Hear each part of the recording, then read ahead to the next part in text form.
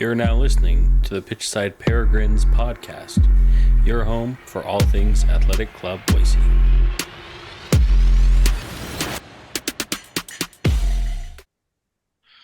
All right, welcome everybody to today's episode of the Pitchside Peregrines Podcast. I have the honor and privilege of having our first player interview today with Athletic Club Boise's marauding center back, the one and only Jonathan Ricketts. Jonathan, welcome to the podcast. And again, thank you for taking the time to meet with us today.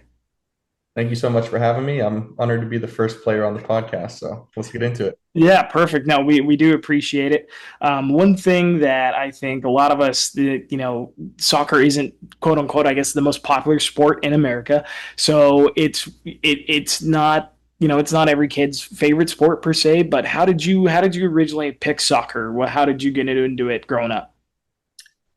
Started off probably 4 or 5 years old, playing soccer and basketball, both at that around that age, and just fell in love with competing and playing and having fun with my friends. So yeah, that's how I got into it. Yeah, perfect. No, that seems to be everyone in the U.S. is a multi-sport athlete. It seems like it's pretty rare to find anyone kind of pick one. So basketball was your second sport, you would say? Yep. Yep. Yep. I would say until I dropped basketball was probably my first sport. I loved basketball. That was my favorite sport growing up. Okay, there you go. No, fair enough. That's one. I'm not gifted height wise, so that's a sport that I never got into. I'll watch the odd game here or there. Do you have a favorite? Is your team in the playoffs right now? I know the finals are going on. So I'm more of a college basketball guy. All right. A Kansas Jayhawks fan. Oh, Kansas. Oh, see, Yeah. I'm a Kansas State. My family's from Kansas, so I'm Okay. I'm a Wildcat fan. Okay. Other than Boise State, obviously. Okay. Yeah. But one thing. So you went to college in, I think, Dayton. Is that correct, Tennessee?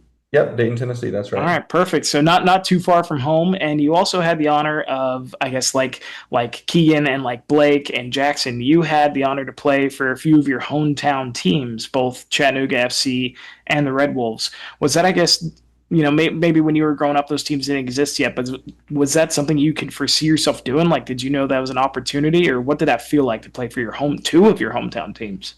Yeah, it was definitely awesome. So Chattanooga FC was founded in 2009. They played their first season in 2009. So I was pretty young, around 12.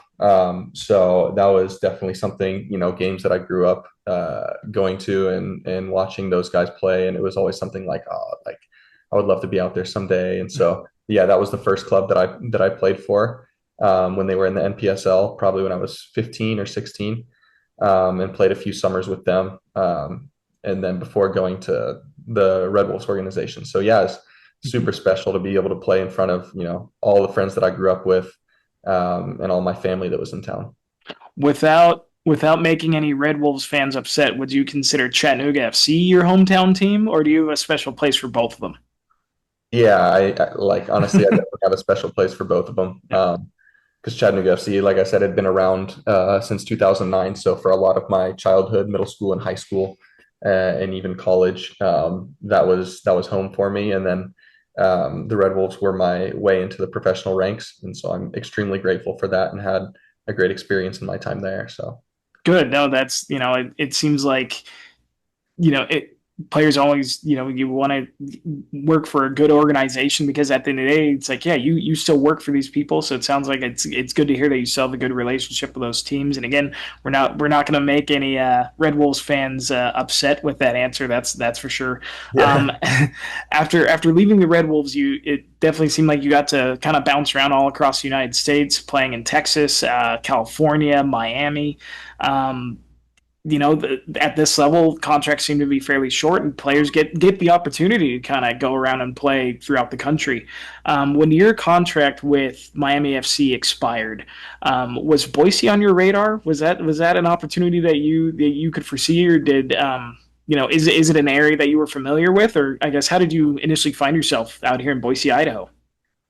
Yeah, so it was probably in August or September. So before my contract was up, pretty shortly after so I was just on a 1 year in Miami. No club option, no player option, just a 1 year. So I was a free agent with 6 months left in my contract. And so pretty shortly after that 6 month period, um, Coach Nate had reached out to me or to my agent, and then had wanted to have a call and see where my head was at in joining AC Boise for 2026. And usually I'm not too fond of, since I've been in championship for a little while. When my agent brings me an option for League One, I'm just like, I don't know, I want to wait and see what championship clubs come in and what offers come in. But after I had my call with Nate, I think it was in September probably, with a month and a half left in the season.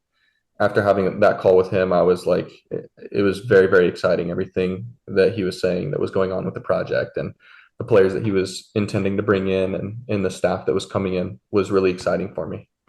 Good. That's good. I'm glad to hear that the club was able to sell it to you and Coach Nate was able to do that. Boise seems to be a hotbed for a lot of different things right now. The area is growing a ton, and the project has obviously it feels like it just exploded out of nowhere. It went from the horse racing track. I've been here for 16 years in the area now, and just seeing what it was, and now it's the stadium, and it's the stadium has been sold out, so the project is just it's grown so quickly, and I'm glad that obviously we've gotten players from a higher level than where Boise currently is per se, because obviously you've spent time in MLS Next Pro and in the championship. So that's we're all glad that you decided to take the punt and make the decision to come out to Boise, because you've absolutely been a fan favorite so far.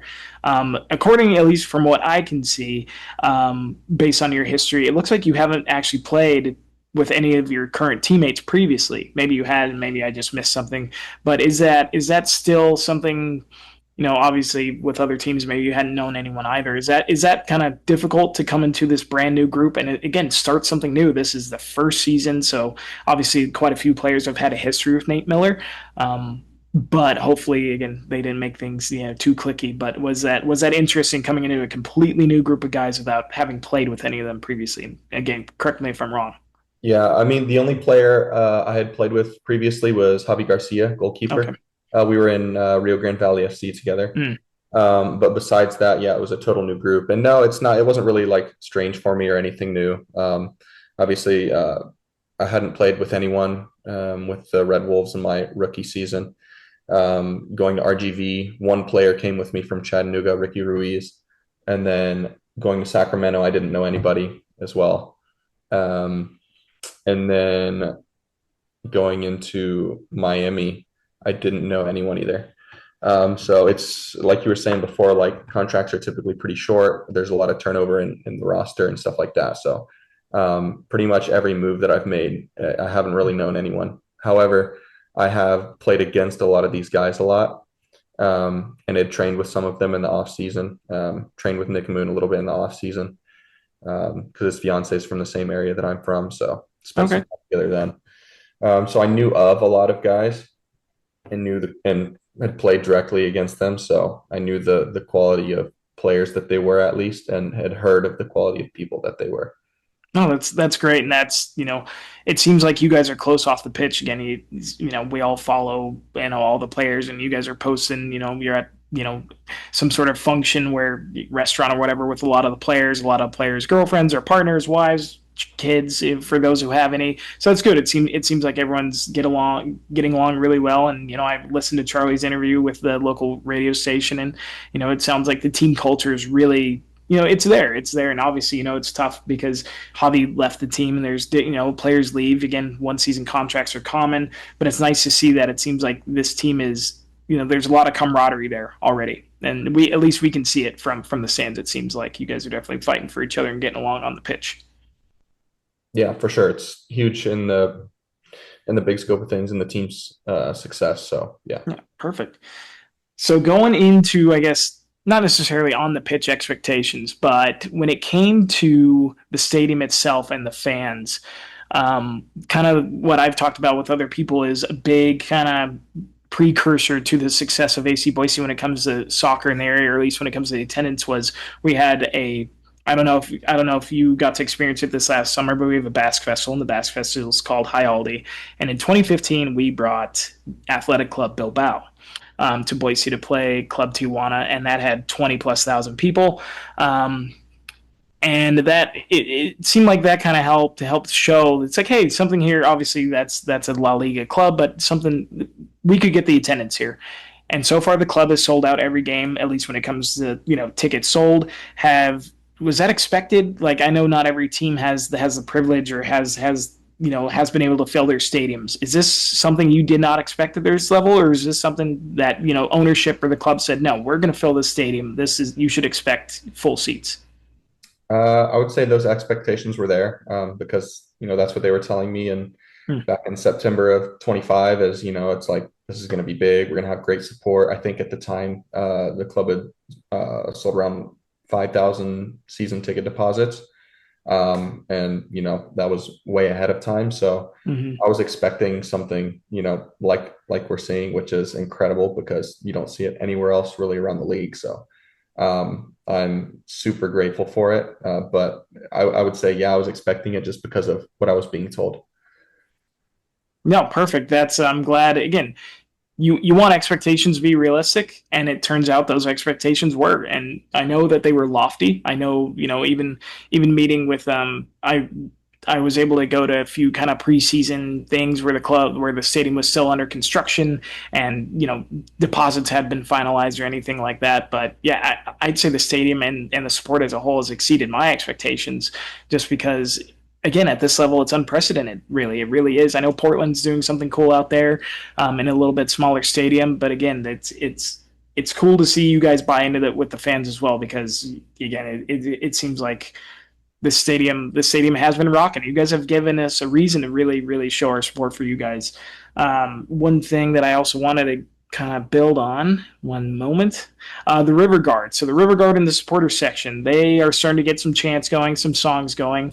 Have you had any songs about you per se, or any chants that you think they could incorporate? I'm not sure if we have a Jonathan Ricketts one yet. I know Jake Dangler kind of has his thing going with the t-shirts with the JKF and Dangler. I won't say the full thing. But is there a chant that we need to steal from somebody else? Oh, I don't know. I mean, I think they DM'd me after the last game. I responded to their story or something. Oh, And there you go. they asked if I could hear them chanting my name at one point in the game. And yeah, I could definitely hear it. It was after a block shot or something. And I was like, oh yeah, that was awesome. Like, that fired me up. And, I was ready to go. There you go. So yeah, I did. I definitely did hear that. That was pretty cool to hear. But yeah, they're great. They're awesome.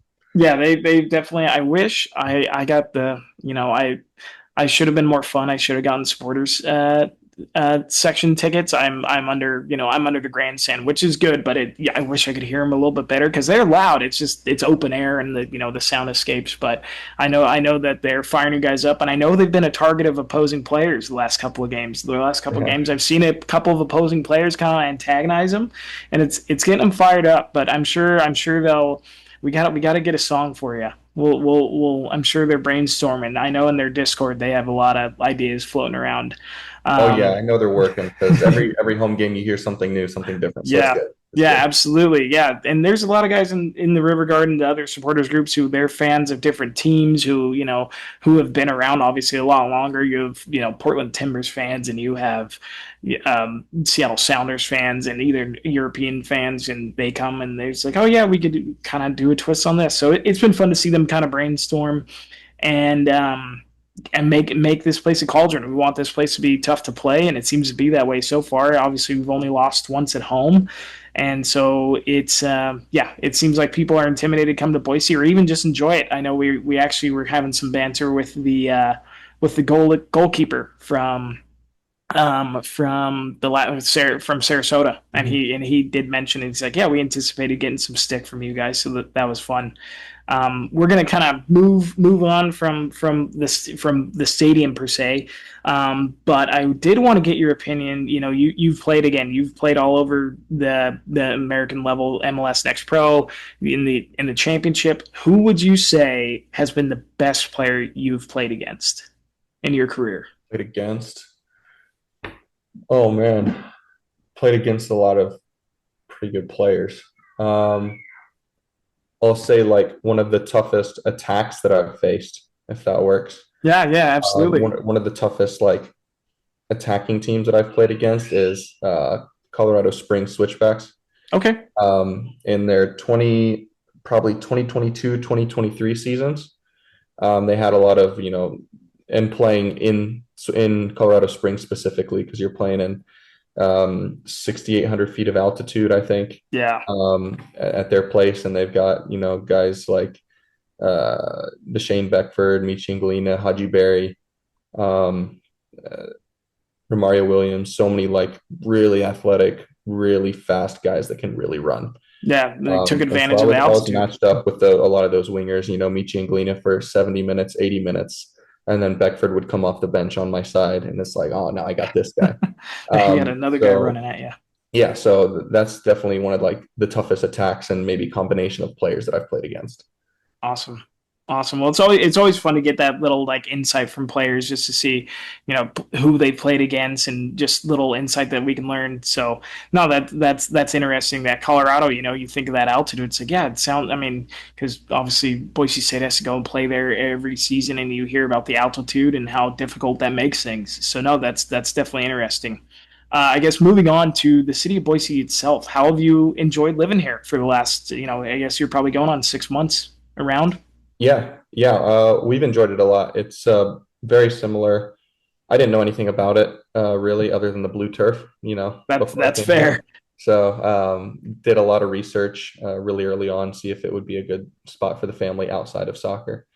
And yeah, what I found when I was doing all of my research was like it's a very similar place um, uh, to Chattanooga, kind of the area where we're from. So you got mountains, rivers, a lot of things to do outdoors, really friendly community, and that's something that we've had the pleasure of experiencing here over the last few months too. It's just really, really nice people. They've really made it feel like home for us. So yeah, all of Good. those things Yeah. have been great, a great fit for the family. And I love, the outdoors and going on hikes and walks and just being outside with my family. So yeah, it's great. We love the city. That's great. It's, that's why a lot of people come to Boise and come to Idaho is for the outdoors. And, Boise's in a unique spot where it's like, hey, you do have all these, kind of urban amenities right next to all the outdoor stuff as well. So that's good. It sounds like you're taking advantage of it, which is always awesome. And we also hear that a lot that, the blue turf is definitely something that most people, that's what you associate it with. So we do not blame you there.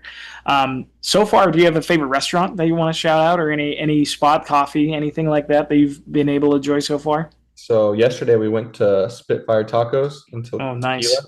We went to the new one that's right on the Greenbelt in Garden City. So that was really good. I really enjoyed that place. There was an Italian place we went to downtown, and I don't remember the name of it now. Hmm, That was back probably in March, right at the beginning of the season. So I don't remember the name of that place. But yeah, Spitfire was really good. nice.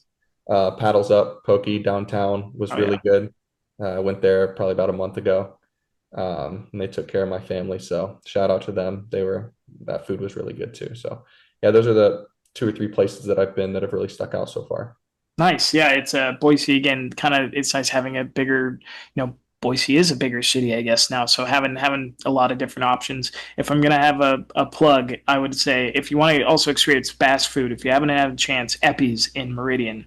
So just EPI apostrophe Okay. S. Epi's is one of my favorite restaurants in the area. So that's especially just for Basque, you get to experience that a little bit. So that's one I would shamelessly plug for sure. Okay. I'll Um, check that one out for sure. other than Boise and Chattanooga, do you have a favorite spot that you've played? It sounds like Miami wouldn't have been a bad spot, but you've also been able to. I know Sacramento is nice in those different areas. Do you have a one that you'd pick would be your favorite? Every place that we've been has had its, pros and cons. Like Miami was awesome because we could walk to the beach from our apartment.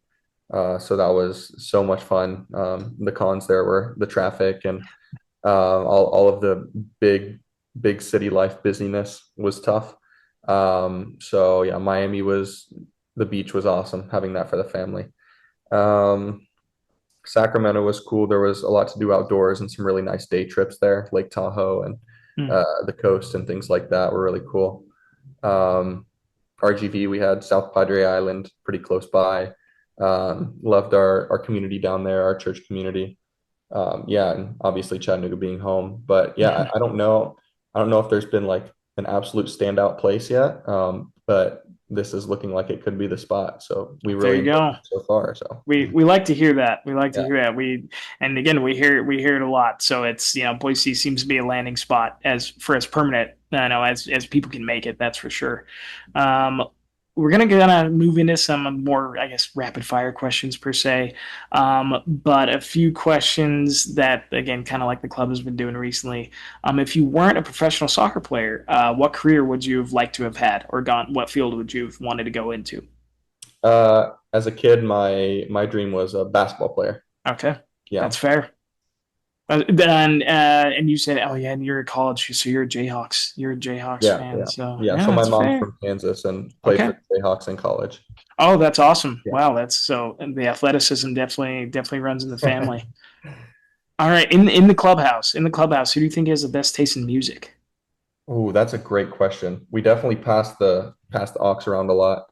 Um, who's Blake's on it sometimes, Nick's on it sometimes, Dennis is on it sometimes, but then we quickly kick him off. Um, Big John's on it Oh, sometimes. I do it sometimes. Omar, yeah. So it gets shared quite a bit. Omar does well on it. All the guys that do it typically do pretty well.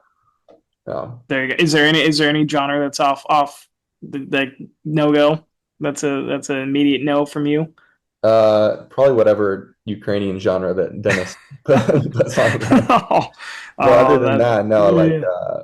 yeah, I'm pretty open to any genre. So That's fair. That's fair. The club has been posting like the fits, the game day, the yeah. walk up fits. Who do you think has the best style on the team? Ooh. Hayden does really well. I like Hayden's style. Okay, that's Yeah, fair. Chef Hayden, that's yeah, awesome. Chef Hayden, yeah. Yeah, that's cool. Who do you sit next to during travel days? Ooh, that's a good question. I would, if it was old Southwest style, choose your own seat. I would probably go. I would go Jared and Jake. Jake Okay, Kroll. Jared Jake and Jake. Kroll. Yeah. All right. Jared's another one that I'd played with in the past. I played with him in Sacramento. So, Okay, fair enough. There you go. Who would you trust the most to babysit? Jake Kroll, 100%. There you go. Yeah. I think he has kids too, right? Yeah, yeah. Okay, He's got well, two, that helps. That helps. not That's not fair. far off the ages of ours. So it's No, yeah. that's great. I have two at home, so I have to think of that now. It's like, oh man, in an emergency, who would I call? Most likely to be late for training. Ooh, who's been late the most? Also, it's already happened a few times. There you go. Mm, yeah, probably Dennis. I mean, probably Dennis. That's all right. He brings a lot on the pitch, so that's Yeah, that's that's right. good. Yeah, as long as he does that. Who's most likely to either be a manager, head coach once they retire? Oh, I think we've got a few people doing their coaching licenses right now. Oh, awesome. I know Jake Curl's doing his. I think he's working on his B license. I'm trying to think if there's anyone else who are working on their. Well, Charlie. Charlie would make a good coach. So yeah, one of those two guys. There you go.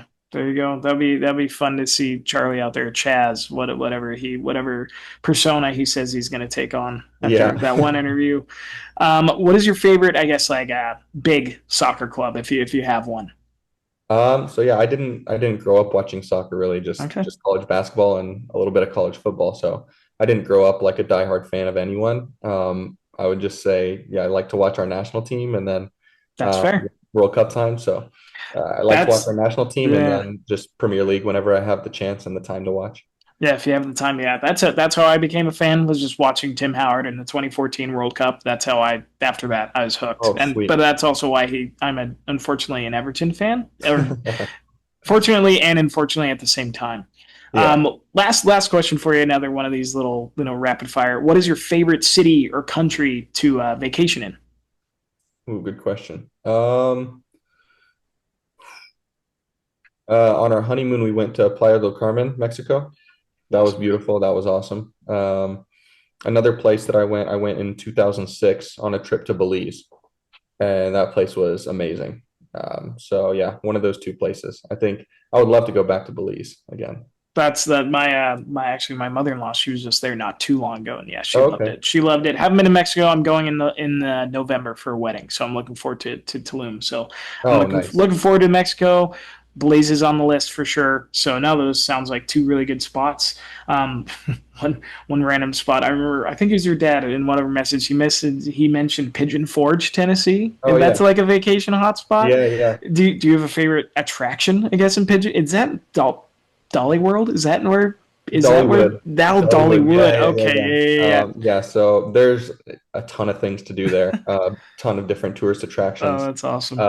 Yeah, Gatlinburg, Tennessee area, Pigeon Cool. Forge. Yeah. Lots of hiking, outdoors things to do, and then lots of, yeah, just your tourist stuff to do. So Oh, it's that's it's a cool awesome. spot. It's a cool spot. And That's that's not too awesome. far from us either. Maybe like probably under 2 hours. Yeah, So yeah, there you go. um, Well, that I think that's all. I don't want to take up any more of your time, and we just wanted to get to know you a little bit. And so, yeah, thank you again for taking the time to speak with me. Is there anything else we should know about you before we let you go?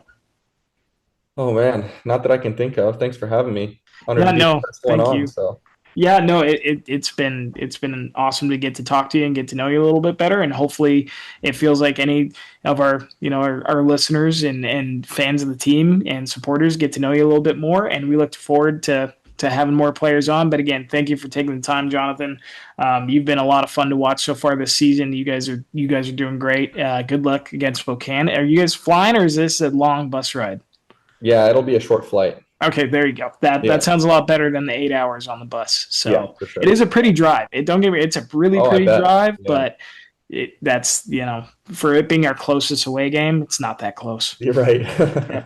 Well, again, hey Jonathan, thank you again for your time. And we'll let you go. And yeah, we'll maybe I'll come shake your hand on the pitch or something one day. But again, thank you for meeting me over Zoom. We do appreciate it. For sure, Kyle. Thank you. We'll see Yeah, you soon. yeah, thank you. Thanks, man. Bye. That's all for today's episode. If you enjoy the show, make sure to like, comment, share with a friend, and make sure you're following the show wherever you listen. Don't forget to follow us on Instagram, Twitter, and YouTube for all updates and future content to come. If you want to help support the pod and get access to exclusive content, early episodes, and bonus perks, head over and check out our Patreon. It truly helps us keep this thing growing. Thanks again for listening. Thanks for being part of the community, and we'll catch you in the next one.